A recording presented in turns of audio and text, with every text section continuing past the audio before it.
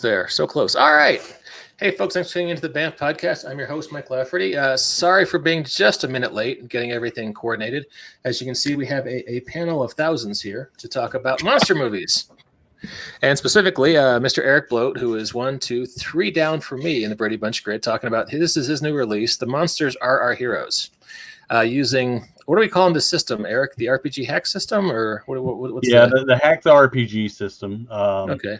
It's a system that I put together so that people could kind of to help people get into making RPGs on their own, give them a place to start, and so it's powered by that, I guess you could say. And that's kind of derived from the Black Hack. Is that fair to say? Yeah, it came from kind of a mixture of the Black Hack and a game that I made called The Blackest of Deaths. I kind of mushed the two together and then took out as much as I possibly could to make it as streamlined as I could, and then built upon it to for like this, obviously do like a Universal Monsters type theme. So I do have to say I love your art for the invisible person. Yeah.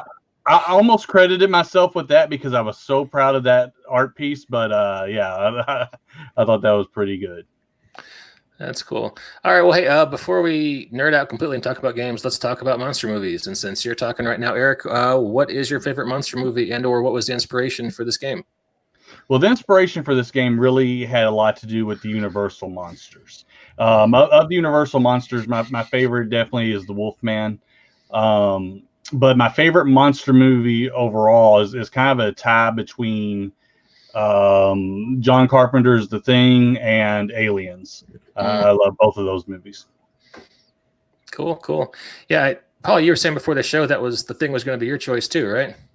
Absolutely. I'm really in the mood for that right now because I just got the new Alien RPG, and for Halloween I'm planning an alien game, a one-shot, which is going to take place on a dark, wintry planet with the real overtones of The Thing. So yeah, man, you and me, we're absolutely on the same page right now. I also love the Universal monsters.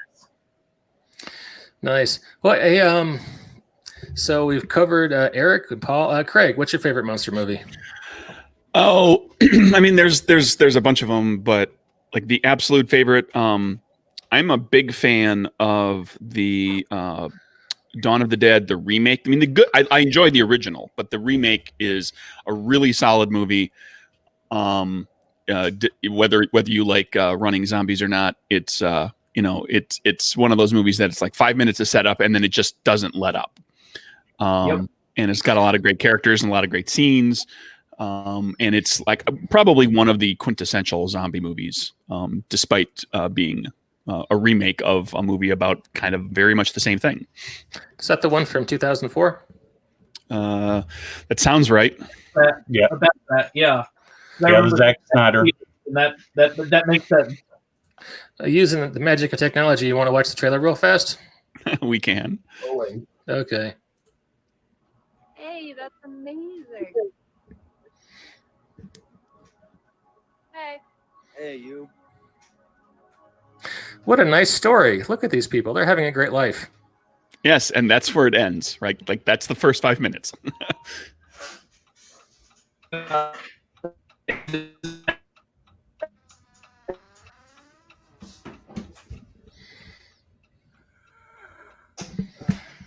Vivian, honey, are you okay?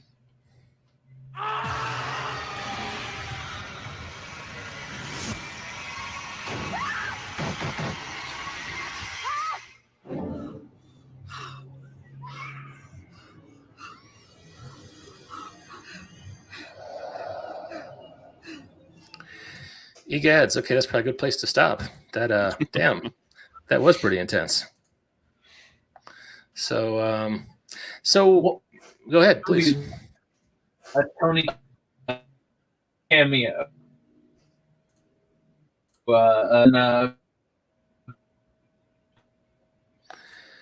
TV. I'm sorry, Paul. All your stuff is coming out very robot, and you're coming in and out. Oh, weird. Okay, I'll try to fix that. See if you can crystallize that lithium or something.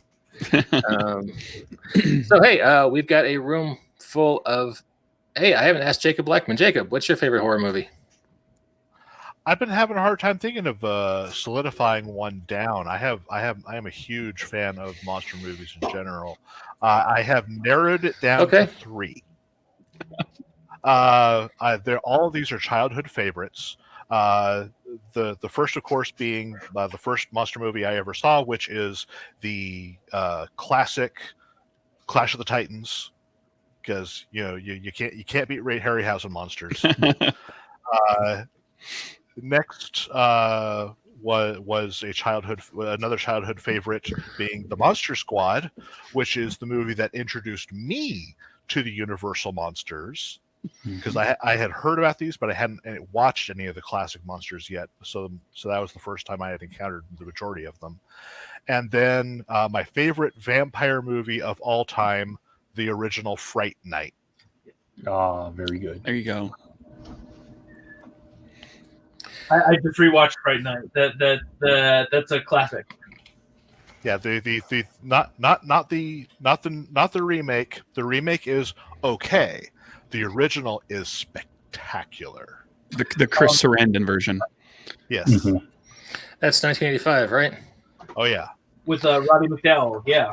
Oh yeah. As the fearless vampire hunter, just such He'd have been a character. Yeah.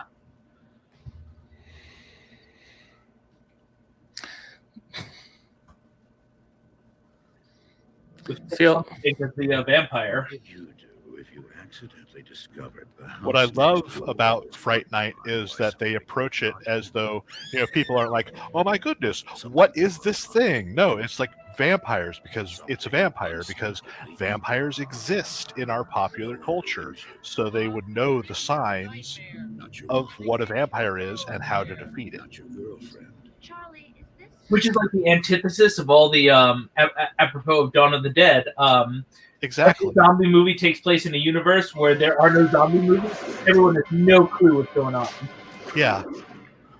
Yeah, it really annoys me when people are like, oh, what is this thing? What is this creature that is chasing us? Do you not exist in a world where monster movies happen? Right? Yeah.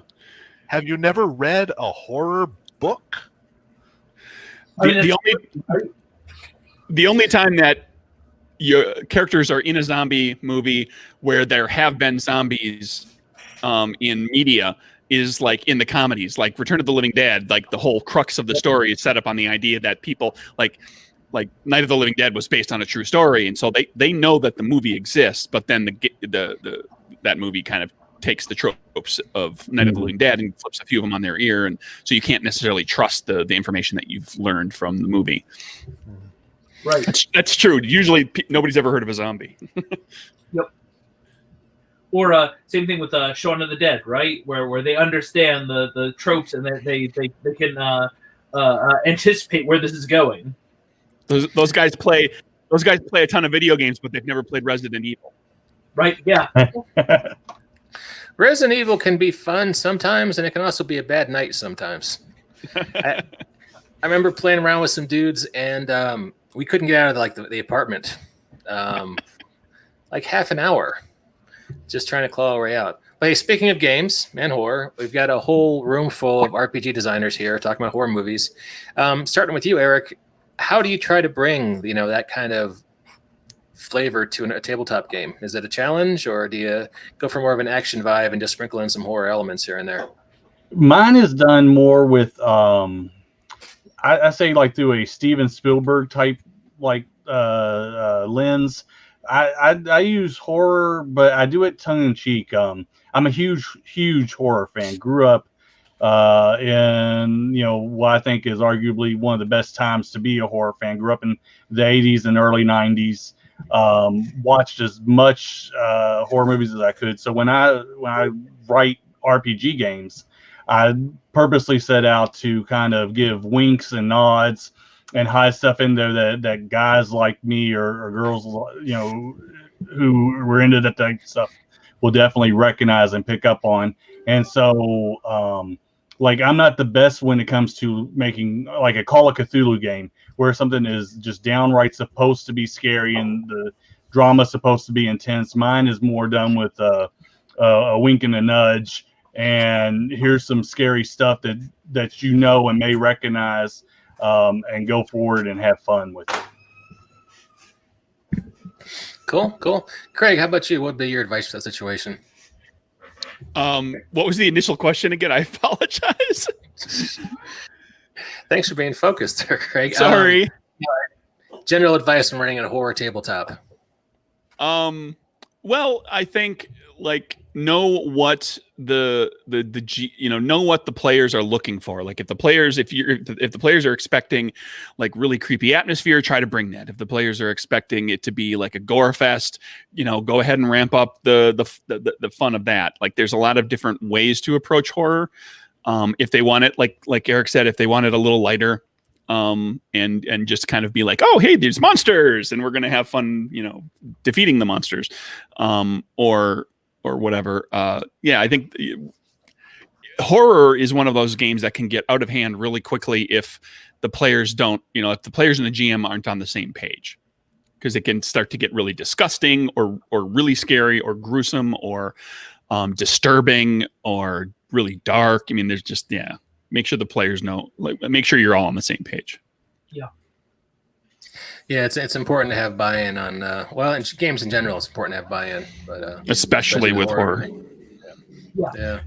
Horror is as diverse as the science fiction genre, because when you're talking about these genres, to go to horror, what kind of horror are we dealing with? Are we dealing with a monster movie? Are we dealing with a ghost story? Are we dealing with a slasher movie?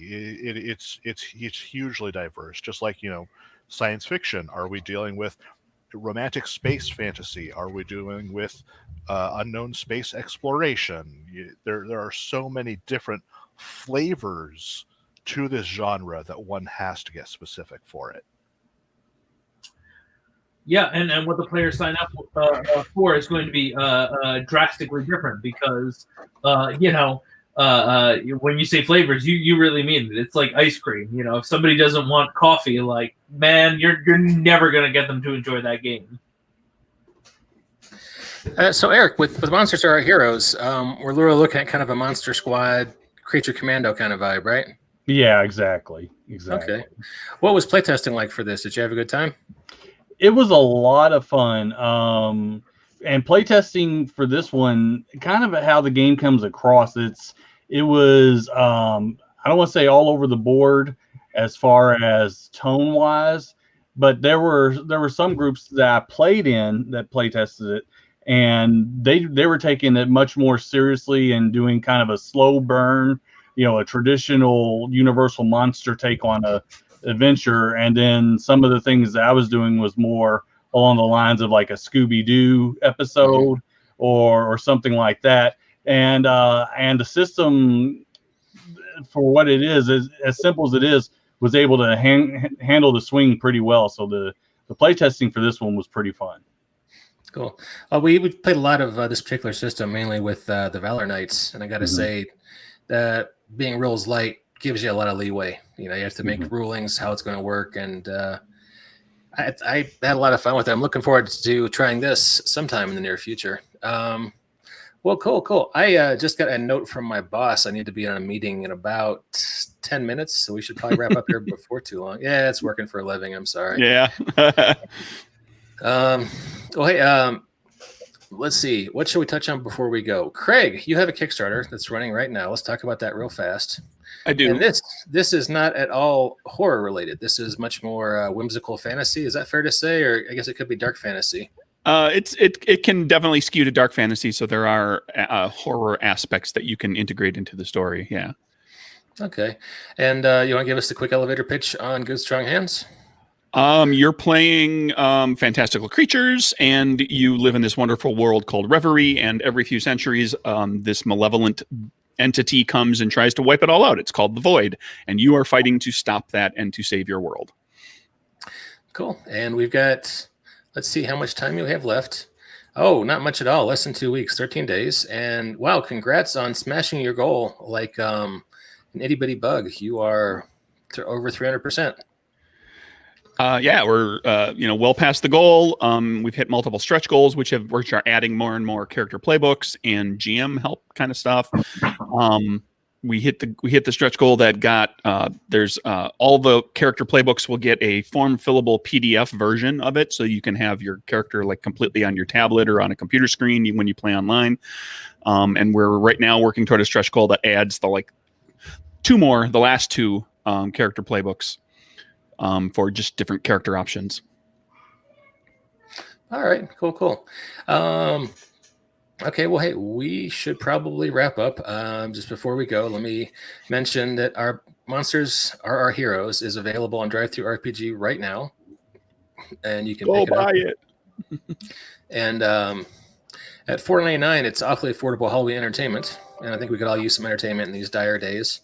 Eric, what's next for Bloat Games? Next, there's a very big thing with coming down the pipe that we're doing in conjunction with Wedding Games. On October 27th, we are launching, technically Wedding Games, but Bloat Games is working with them, are launching Dark Place and Demigorgons for 5th edition. So be on the lookout for that. If you follow me on or Wedding Games on any of our social media platforms, I'm sure you've probably seen something about it. But that is coming down the pipe, and we are super excited. And having seen a lot of the stuff that they haven't released yet to the public, it's really cool. I'm really excited that what they've done with, or how they've taken my game and progressed it. It really, really is awesome. I am very, very excited to see that happening. I'm looking forward to supporting that. So is that going to be a Kickstarter or just go? That's going to be Kickstarter. Yeah, Kickstarter launching on October 27th. Yeah. Okay. Cool. All right. Well, hey, Eric, always a pleasure to have you on, sir. Thanks for dropping in. Really appreciate you having me. Craig, right above Eric, appreciate you coming on, sir. Always a pleasure to have you on as well. Thank you. Paul, appreciate you making time for us from Union City Heroes. What's going on with Union City Heroes these days? Oh man, we just got the final art that we needed to do our public demos on our new deck building board game. So in the next 2 weeks before the end of October, you'll start to see public demos for this really awesome, kick-ass new deck building board game. It's like nothing you've ever seen before, and we're done with our alpha play tests. It's a whole new element to the world of Union City, and it's about to be everywhere that we are. Okay, well, we should definitely have you back on to do a demo and talk about that a little bit when the time's right. Yeah, so I'm down. All right, cool. Well, hey, Jacob, thanks to you for coming on too. Thanks to all of our listeners and viewers out there in I was going to say Radio Land, but that's not really accurate, is it? And we'll catch you next time on the BAMF podcast.